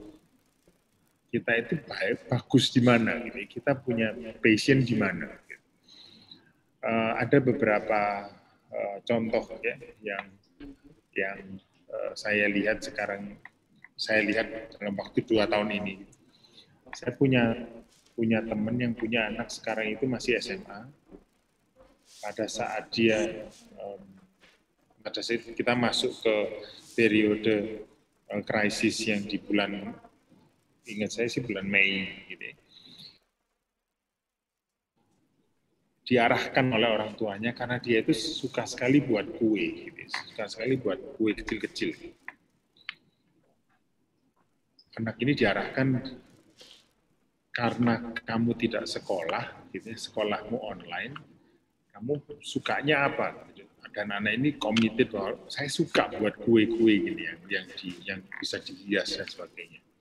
Apa yang diarahkan oleh orang tua adalah anak ini didorong karena dia suka buat kue, dia suka memproduksi kue itu meskipun rasanya kadang nggak enak gitu, tapi bentuknya bagus. Kemudian pada saat sebulan pertama, 2 bulan pertama dia nyoba gitu. Setiap hari dia nyoba bentuknya macam-macam, dibuat kepala kucing, dibuat kepala anjing dan seterusnya gitu. Kemudian setelah 1 bulan anak ini ngajak teman-temannya yang lain, saya nyoba buat kue-kue begini gitu. Cobain deh rasanya gimana gitu ya. Ya minggu pertama sih ada yang sampai diare dan sebagainya gitu, tapi dia terus lakukan gitu ya, dia terus develop. Akhirnya setelah bulan keempat dia datang ke orang tuanya, saya mau minta restu, saya mau minta dana sedikit untuk mulai berbisnis, mulai melakukan bisnis itu. Dilakukannya setelah Zoom dengan guru-guru sekolahnya, punya waktu dia mulai lakukan. Apa yang dia lakukan adalah dia buat kue-kue dengan bentuk kepala-kepala binatang begitu, kemudian dibungkus dengan kotak yang lucu-lucu kecil-kecil, kemudian difoto, ditaruh di sosial media dia, dijual. Hari ini apa yang terjadi? Hampir dia mau putus sekolah, memutuskan untuk konsentrasi jualan kue. Gitu. Message yang saya dapatkan dari dia adalah kalau sesuatu yang dia sangat suka, passion, dan dia memang tahu bahwa dia mana dia mau berkarir, fight for it gitu ya. Jadi jangan sampai terus akhirnya dibilang rotimu nggak enak gitu ya, terus setelah itu berhenti gitu. Enggak gitu ya. Tapi kalau dia saya memang sukanya mau buat roti, kalau saya kasih tes kemana-mana, orang ada yang ngomong enak nggak, tidak enak, kurang ini kurang itu, terima dulu semuanya, develop lagi gitu. Jadi lebih precise gitu ya. Jangan sampai kita ketabrak sedikit, kemudian kita mesti harus pindah. Ketabrak sedikit kita belok dan berubah terus. Gitu. Bertahan ya Pak, meskipun tidak bertahan. Maksudnya situasi tidak mendukung kita, tetap percaya. Pak Billy masih SMP SMA juga pasti sudah kepikir kan, gitu. Pengen apa aja gitu kan. Karena apalagi sekolah kedokteran kalau sudah kecemplung, mau merangkak ke atas untuk cari yang lain nggak semudah yang dibayangkan gitu ya. Betul. Mau tetap harus okay. Baik Pak. Size, gitu. Mungkin ini untuk mempersingkat waktu juga. Jadi teman-teman temukan passion teman-teman semua dan percayalah bahwa kalau teman-teman suka melakukannya dan percaya bahwa hal itu baik untuk teman-teman, pasti teman-teman akan mendapatkan yang terbaik di masa depannya juga. Dan terima kasih Pak Satria. Pokoknya teman-teman temukan passion, dan menurut Kak Abi bagaimana? Apakah benar menemukan passion adalah salah satu jalan yang terbaik untuk yang anak-anak muda bisa lakukan pada hari ini? Sangat benar sekali kalau menurut saya, dan kalau saya boleh nambahin, saya dapat sedikit kata-kata dari orang tua saya, yaitu terkait passion dan profesi kedepannya, itu sedikit lebih beda, lebih baik daripada sedikit lebih baik. Jadi maksudnya adalah kita sebagai anak muda, itu benar kita harus nekunin passion. Dan ada juga hal lain yang perlu kita tambahkan adalah pembeda kita dari orang-orang lain dan terutama dari market.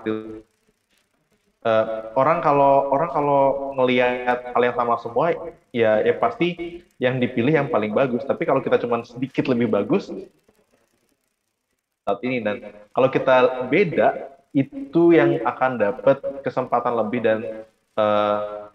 dan kesempatan untuk berkembang yang lebih ke depannya. Dan juga kalau menurut saya mendapat omongan dari salah satu pembicara di luar itu, Pak Soekarno pas kecil itu nggak cita-citanya jadi proklamator. Terus Neil Armstrong cita-cita pas kecil tuh nggak jadi astronot karena emang nggak ada profesi astronot saat itu. Nah, kita sebagai anak muda saat ini kita nggak tahu ke depannya tuh ada apa sih profesi yang ke depannya tuh. Dan jadi kita jangan sampai kita hanya fokus menjadi aku harus menjadi profesi A, tapi fokuslah kepada passion kita dan fokuslah dalam meningkatkan atau menambah value kita as a person, dan itu sebagai pembeda dan menyiapkan diri kita ke depannya kalau ada profesi-profesi yang baru atau bahkan kita bisa menjadi profesi baru itu sendiri ke depannya. Menurut gue seperti itu. Oke, keren banget Mas Abi. Pokoknya jangan fokus ke pekerjaannya, tapi lebih fokus ke apa yang kita sukai, passion kita apa, dan mungkin itu ada pekerjaan-pekerjaan baru ya, nanti yang kita bisa dapatkan dari passion yang kita percaya itu. Jadi terima kasih banyak Mas Abi sudah sharing-sharing juga. Dan teman-teman, ini giliran teman-teman yang bertanya kepada para pembicara yang hebat di sini. Jadi aku persilahkan untuk Andres Mahendra nih, kayaknya sudah raise hand dari tadi nih. Andres, apakah ada di lokasi?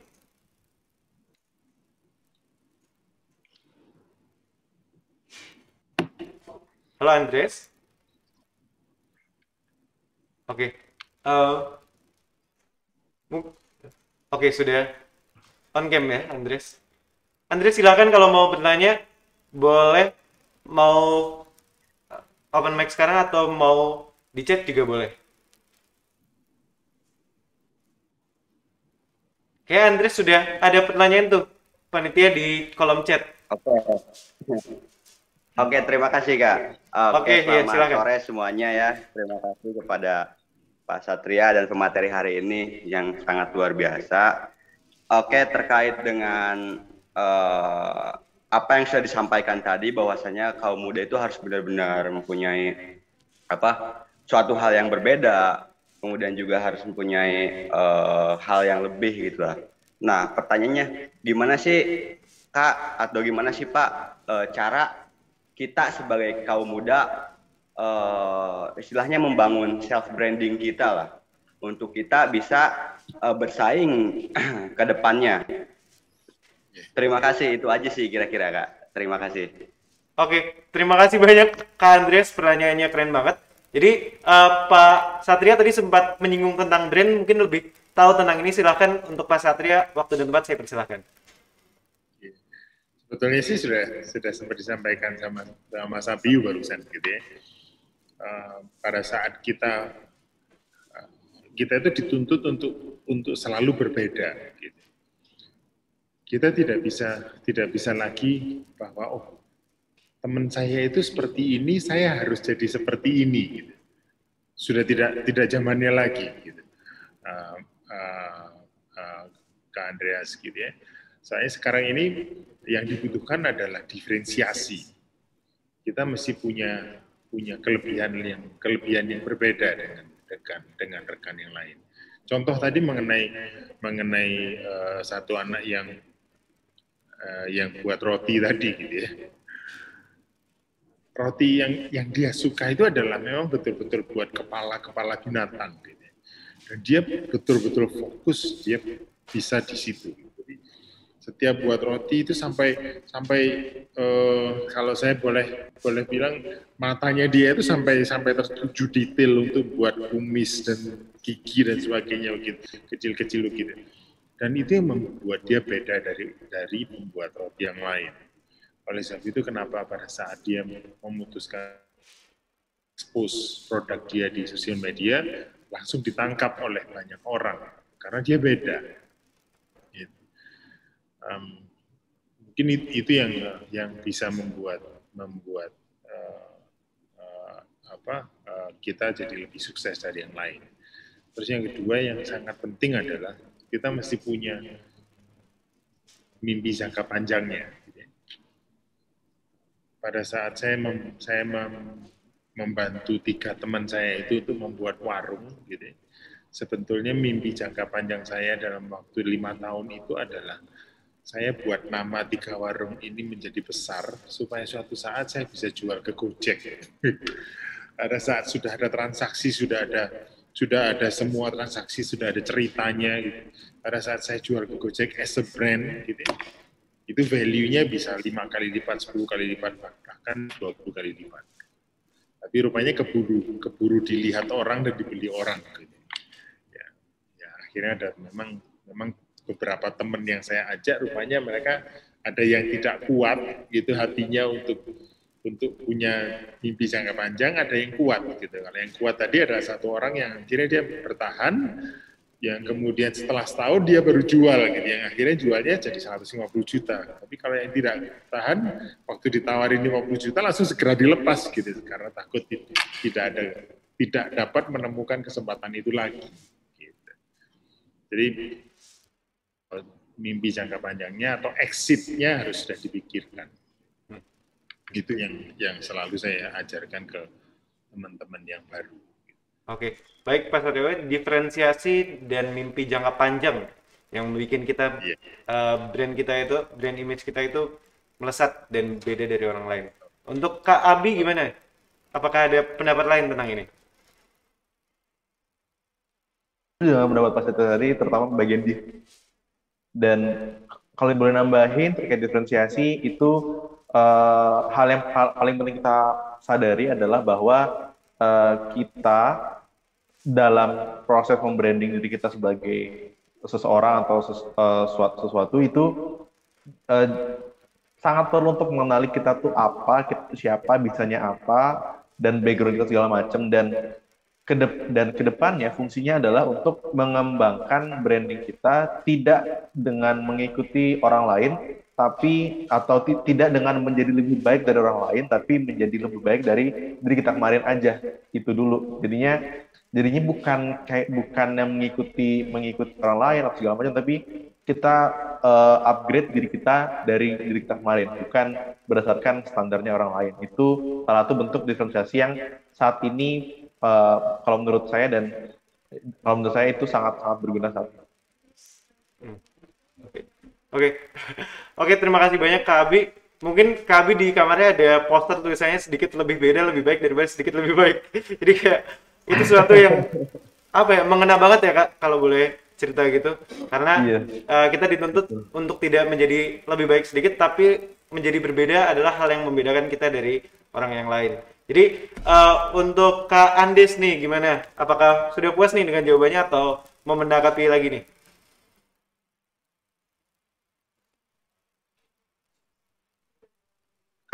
Ya, baik. Hatur nuhun, Kak. Ya, jawabannya sangat luar biasa sih ya. Tapi jujur untuk melakukan seperti itu kayak susah gitu. Apalagi untuk upgradingnya gitu. Ketika misalkan kita sudah found apa yang kita bisa, kayak kita tuh yakin bahwa itu self branding kita. Tapi untuk upgradingnya juga nih terkadang masih susah gitu ya. Mungkin karena kita belum banyak, hanya baru menemukan wah itu perkiraan saja. Kayak misalkan saya sebagai pelajar di kampung Inggris nih, dan mengira bahwa it's that thing gitu. Tapi saya bingung gitu mau improvementnya itu kayak gimana gitu, mau mengembangkannya gitu. Entah mungkin karena saya belum terjun ke dunia kerja atau gimana gitu. Itu aja sih. Tapi ya untuk jawabannya sangat luar biasa lah. Mas Andres sebetulnya tidak ada masalah dengan Mas Andres Kak Andres belum bekerja atau sudah bekerja gitu ya. Ya, menurut saya sih skill yang Anda sudah miliki saat ini, gitu. Anda tetap asah saja, gitu ya, sesuai dengan apa yang Anda suka. Gitu. Kalau sekarang ini Anda benar-benar suka untuk belajar bahasa, gitu. Make it happen, gitu. Kalau perlu jangan cuma bahasa Inggris, gitu ya. Kalau bisa bahasa yang lain yang bisa dipelajari kembali, pelajari bahasa yang lain. Jangan khawatir untuk Anda tidak bisa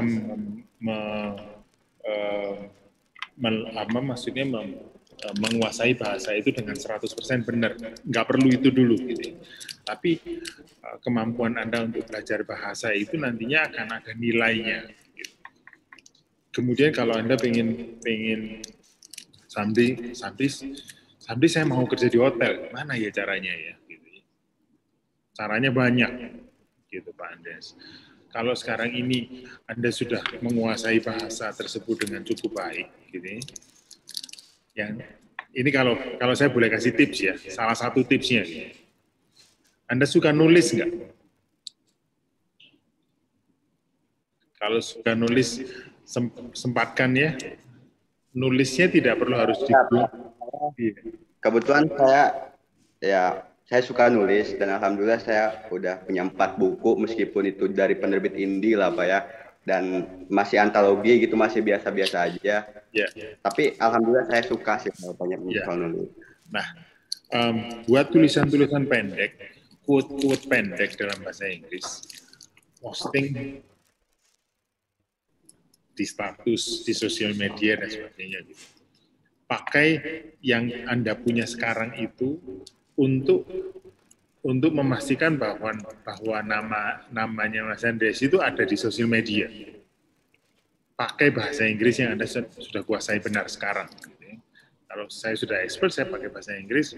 Pakai bisa jadi contohnya buat begini, buat cerita-cerita pendek. Gitu. Cerita pendek yang setiap hari itu bersambung.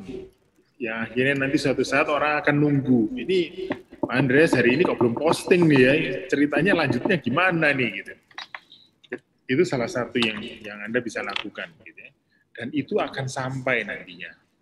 Anda tidak perlu khawatir itu akan sampai kemana gitu, tapi Anda akan kaget nantinya bahwa itu akan sampai di tempat yang lebih besar daripada apa yang kita cita-citakan. Seringkali kita melihatnya terlalu besar. Gitu. Kita bisa mulai dengan hal yang kecil-kecil yang akhirnya nanti akan mengganggu orang-orang yang besar. Gitu. Itu yang kita mesti lakukan.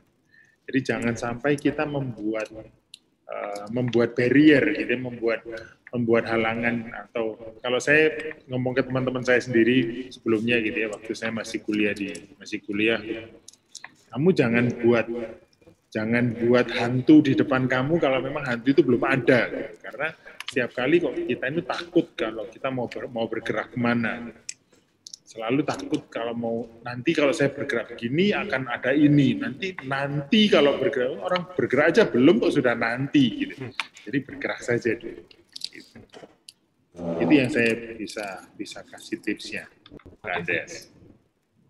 Mungkin terima kasih banyak Pak Satria sudah sharing-sharing ini, dan terima kasih banyak Mas Andes sudah bertanya. Tadi pertanyaan saya bagus, tapi mengingat waktu, ada teman-teman lain juga yang sudah antusias nih dari tadi ingin bertanya tapi belum dapat kesempatan untuk bertanya.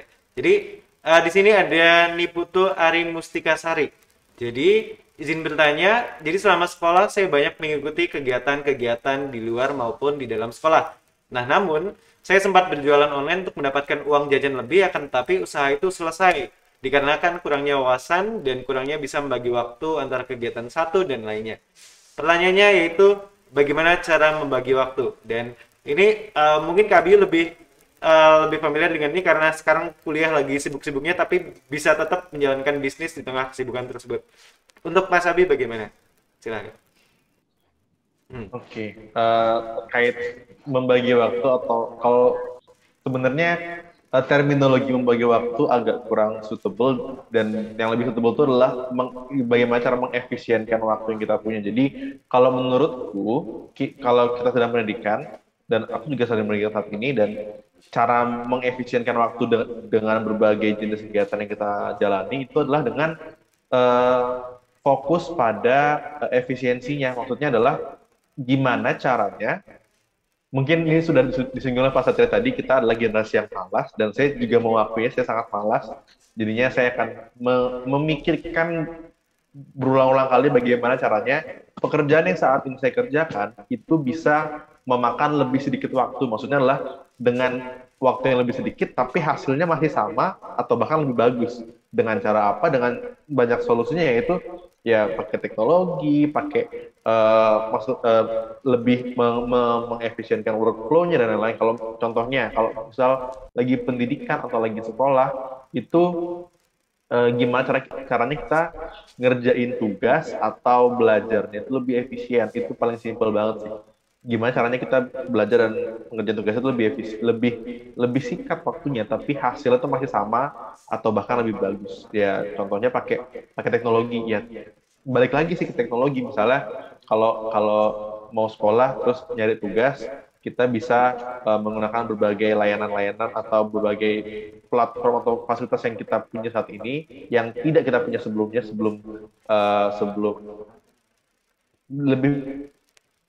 Jadinya seperti yang Pak Satria bilang tadi, kita memiliki lebih banyak waktu untuk melakukan hal lain. Dan kalau in terms of kegiatan di luar sekolahnya tadi, yaitu lebih putar otak gimana caranya kegiatan itu bisa jalan atau bahkan lebih bagus dengan waktu yang lebih sedikit. Ya bisa bisa memanfaatkan otomasi, otomasi maksudnya kayak mengotomatisasi workflow kita, atau bisa memanfaatkan teknologi yang kita punya biar lebih mudah koordinasi dengan orang, berjualan dengan orang dan lain-lain.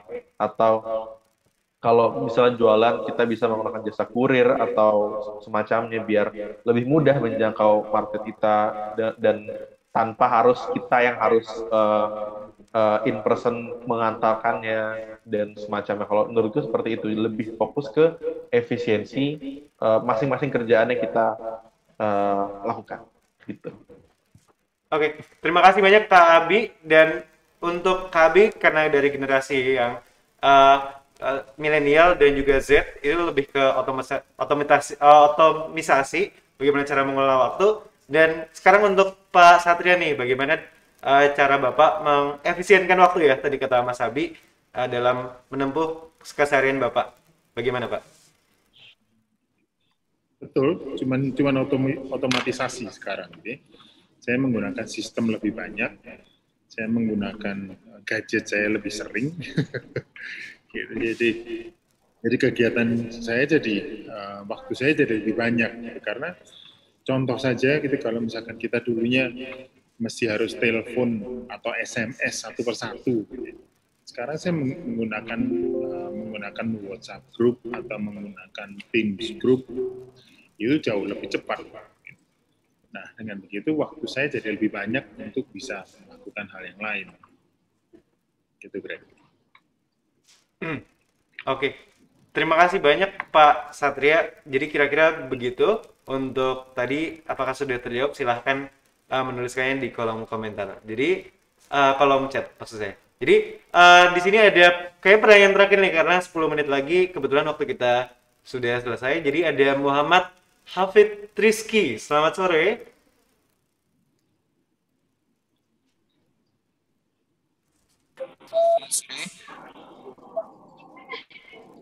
Halo?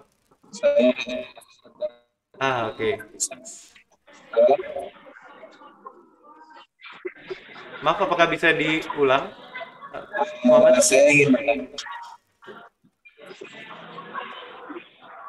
Nama saya Muhammad Rizky, saya dari SMA SPI. Saya ingin bertanya.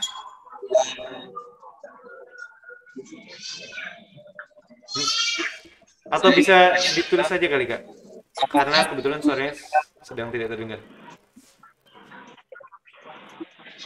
Oke. Apakah saya lebih baik memulai usaha atau saya mencari pengalaman dulu untuk kedepannya? Bagaimana yang lebih baik bimbingannya? Sekian dari saya. Terima kasih. Oke. Tadi Kak Abi, apakah Kak Abi bisa mendengar pertanyaannya? Atau kita perlu di kolom chat aja? Tadi kurang, kalau nggak salah dia nanya tentang apakah lebih baik membuat usaha atau bla bla bla nggak kedengeran. Itu udah kedengeran. Mungkin bisa di kolom chat aja Kak secara singkat karena sebentar lagi waktunya juga sangat terbatas. Oh, Maaf, Pak Satria, maaf, apakah ini mau izin keluar ya Pak kalau tidak salah?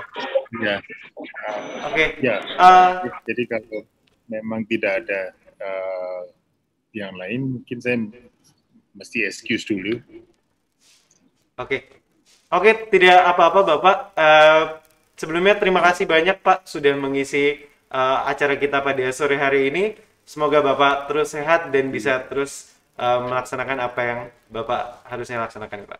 Jadi terima kasih banyak Bapak dan selamat melanjutkan kegiatan Bapak. Terima kasih banyak. Salam semuanya. Oke, jadi sekarang Kak Abi masih bersama kita dan dari Muhammad, apakah sudah selesai menuliskan pertanyaannya? Oke. Kebetulan sudah. Dan untuk Kak Abiu nih, karena Kak Abiu di sini bersama saya, apakah saya lebih baik memulai usaha atau mencari pengalaman dengan magang atau bekerja dulu? Bagaimana Kak Abi? Oke, sebenarnya ini pertanyaan yang lebih suitable untuk dijawab oleh Pak Satria, tapi berdasarkan sharing-sharing dengan senior-senior saya, itu kalau kita tergantung levelnya. Kalau kita masih muda saat ini, kalau kata senior-senior saya sih lebih baik kita nyari pengalaman atau bekerja dulu, karena biar kita tahu saat ini kondisi seperti apa, lalu plus juga kita bisa nambah skill dan dapetin pengalaman dan ilmu-ilmu dari yang senior-senior. Nah, ke depannya kalau kita merasa sudah tahu apa yang market butuhkan atau apa yang industri butuhkan, maksudnya kayak kita sudah masuk, lalu kita udah tahu nih cara kerjanya, orang-orang sukanya gimana, baru deh kita bisa buka usaha dengan pengalaman, ilmu dan ilmu yang kita dapetin saat bekerja. Jadi magang atau bekerja itu sangat, kalau menurut senior saya yang saya dapatkan, itu sangat penting untuk kita lakukan atau kita jalani, karena satu, kita bisa lebih tahu kondisinya saat ini seperti apa, fungsinya adalah kedepannya kita mengembanginnya di mana dan bagaimana, di mana di aspek apanya dan bagaimana kita ngembanginnya itu biar lebih tahu, karena kita sudah masuk ke dalamnya. Dan yang kedua, kita bisa dapetin ilmu-ilmu dari senior-senior kita, karena kan experience is the best teacher. Nah, experience itu didapatkan dengan dua cara, antara kita lakukan secara langsung atau kita dapat orang lain yang memang experience, kita dapat ilmunya. Jadinya dengan kita magang atau bekerja, kan kita sudah partner dengan senior-senior yang sudah lama di bidang itu. Jadi bisalah sedikit banyak dapat ilmunya, dan kita ke depannya lebih tahu, oh ternyata market ini atau industri ini tuh kurangnya di sini, dan sedangkan orang tuh butuhnya ini. Nah, ke depannya kita bisa memberikan value di situ dan dengan membuka usaha ke depannya. Kalau kurang lebih seperti itu. Oke, baik. Terima kasih Kak Abi sudah banyak memberikan masukan ya kepada pertanyaan tadi. Apakah dari Muhammad sudah terjawab mengenai pertanyaan barusan? Bagaimana? Apakah sudah? Oke, nampaknya sudah terjawab Kak Abi. Sudah bisa Muhammad ambil sebagai bahan pertimbangan untuk apakah memulai usaha atau bekerja nantinya dulu.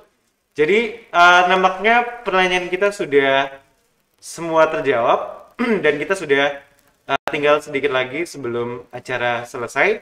Jadi terima kasih banyak Kak Abi sudah banyak sharing-sharing hari ini, dan tadi sebenarnya saya mau terima kasih banyak juga ke Pak Satria yang pengalaman jauh lebih banyak dan lebih banyak lagi yang bisa di-sharing.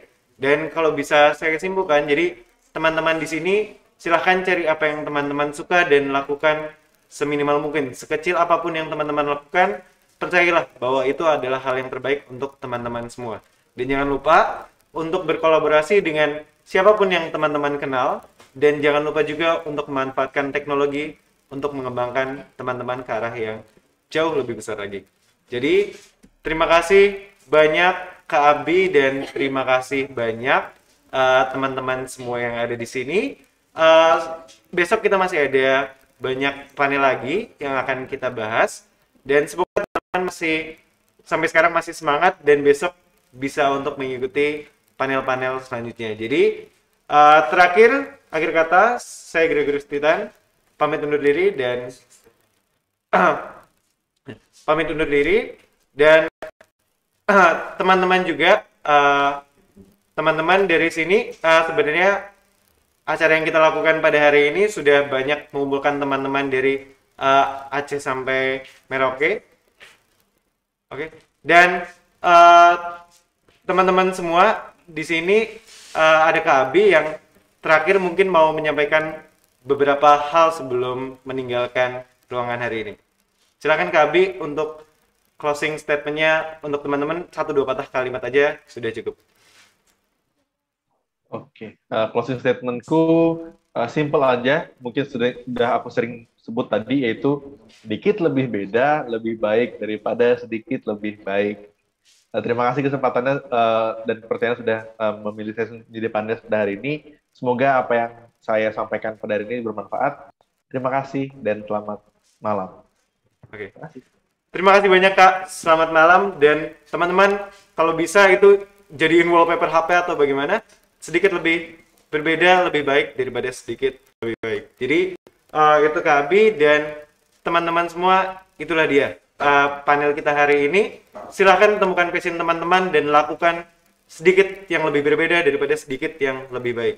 Jadi terakhir, saya Gregorius Titan pamit undur diri. Selamat malam teman-teman, selamat beristirahat dan selamat menikmati Global Youth Conference hari kedua pada hari esok. Terima kasih dan selamat malam. Saya kembalikan kepada MC.